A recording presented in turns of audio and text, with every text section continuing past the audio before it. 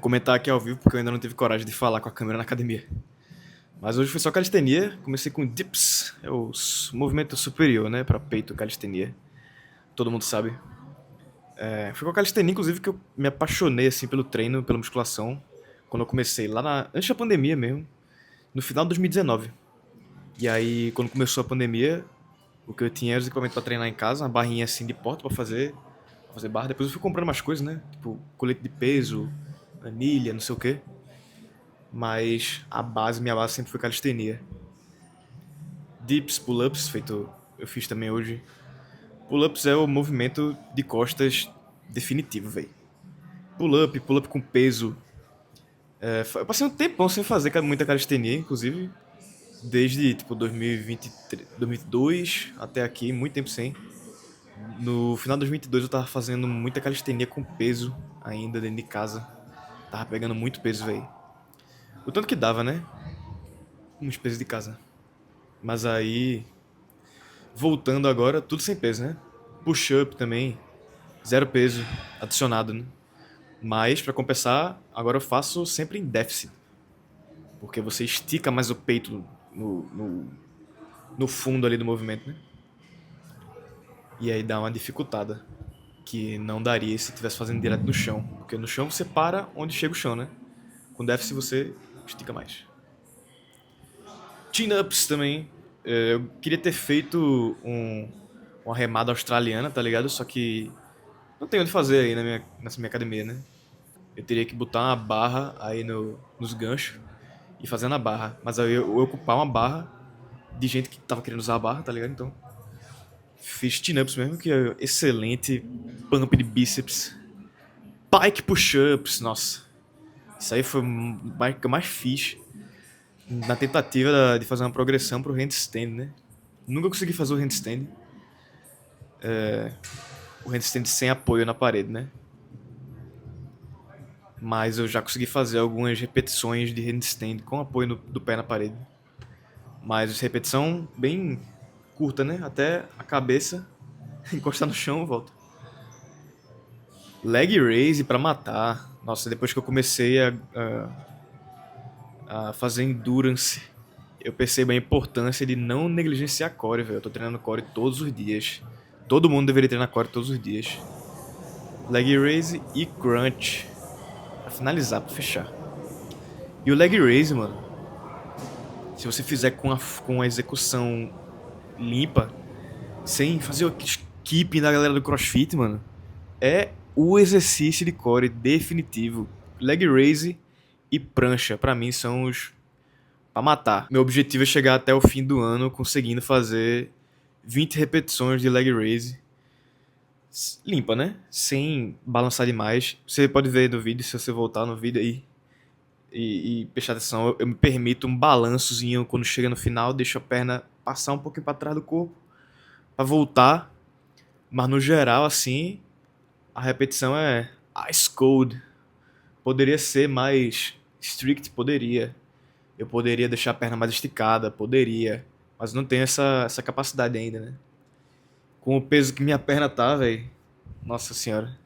Desde que eu deixei de fazer calistenia como a forma de musculação principal, no final de 2022, quando eu entrei na academia, voltei pra academia, eu ganhei muito peso, mano. Muito mais peso do que eu tinha na época. E esses movimentos de peso corporal ficaram consequentemente mais difíceis, né? Mas por que que eu tô voltando a fazer tanta calistenia, né? Eu quero ter mais controle sobre o peso do meu corpo, eu quero ter mais amplitude de movimento nesses movimentos que requerem que eu mova o meu corpo pelo espaço. Então, querendo ou não, pode não ser um alongamento, pode não ser uma, sei lá, uma yoga, qualquer porra dessa que aumenta a amplitude, mas se você prestar atenção, na musculação você também tá treinando a amplitude de movimento de um jeito ou de outro, né? Quando você faz um dip que você tem que esticar e deixar o ombro aqui na altura da mão, pô, é o treino de amplitude que você tá fazendo aqui no peito. Quando você faz um chin-up, que você tá aqui nessa posição. Isso aqui, como é que chama mesmo? Caramba, assim é pronado, né? Assim é supinado. Você tá supinando o braço e deixando esticar a dorsal lá em cima, velho. caramba, isso aqui é muito comprometedor, mano. Isso aqui, se você não tem a mobilidade, você tá fudido. Você não consegue esticar o braço, né? E esse tipo de coisa, mano. E o push-up mesmo, com DFC, etc. Isso tudo constrói mobilidade também. Pode falar o que quiser aí, mas é a verdade. E eu quero voltar a ter esse controle, quero voltar a ter essa mobilidade. E quero também começar a construir, fazer a progressão para aumentar minhas repetições e criar a capacidade de trabalho, né? Criar a capacidade de suportar várias repetições. Isso porque esse treino de calistenia é o meu segundo treino de superiores na semana. O primeiro treino de superiores é só máquina. E eu faço tudo até no máximo 10 repetições, falha. Então, me permito passar das repetições, eu vou até a falha na calistenia quantas repetições forem, né? Tudo bem que no momento eu não tô chegando a muitas repetições. Tipo, o máximo que eu chego aqui é nos dips, na primeira série, que eu faço 17 repetições, né? Não chega nem a ser 20. Então não é nem high rep, high mesmo, tá ligado? Ainda tô voltando a construir. Mas a meta é conseguir passar de 20 repetições em todos os movimentos, etc. E eventualmente começar a adicionar peso nisso também, né? Pretendo, depois da maratona, voltar a fazer perna pra força. Agachamento, deadlift, aí precisaria ter pelo menos 2 dias de perna, né? E é isso aí, vamos construindo. Seguir o treino de bike do dia. I think it's more so come in like a beast.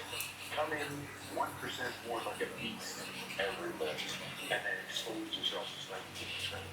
So depending on how busy you are, or how your prep is good, if you don't have the, just ability to kind of, like if you shift the workout and adapt to what's going on, your workout's going to suffer. And if you're mid-lift and then you introduce a 15-minute break between 2 sets, I don't know about you, but that's what kills me.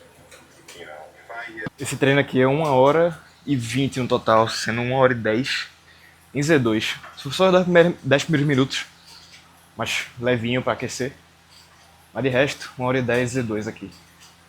Você coloca aqui, como não tenho medo de potência, você coloca no batimento entre 113 e 134, eu acho. E aí eu só seguro aqui esse tempo todo, bem de boa. É bom porque o treino de corrida ontem foi pesado, viu? Intervalado. Então, sou grato por ter esse descansinho, relativamente falando. A grande questão é que semana passada eu fiz esse mesmo treino, só que de manhã, assim que eu acordei. E eu não consegui ficar em zona 2, pô. Minha perna tava tão fraca que eu não conseguia fazer força suficiente para ficar em uma potência que me colocasse em Z2. Então, eu falei, né? E depois desse mesmo treino semana passada, eu comecei a fazer os treinos de bike. Depois, qualquer hora depois que eu acordar, né? De preferência tendo feito algum outro treino antes. E minha performance tem sido muito melhor, muito melhor. E aí, essa semana, me perguntaram no Instagram como eu fazia para conciliar o treino de perna com a corrida. E a resposta foi a seguinte: no momento eu não estou conciliando nada, porque eu deixei de treinar a perna por enquanto. Porque com o ciclo da maratona, veja, eu comecei a treinar para maratona e comecei no triatlo ao mesmo tempo. Isso é um estímulo, a bike é um estímulo novo. O volume de corrida para treinar para uma maratona é um estímulo novo, por assim dizer.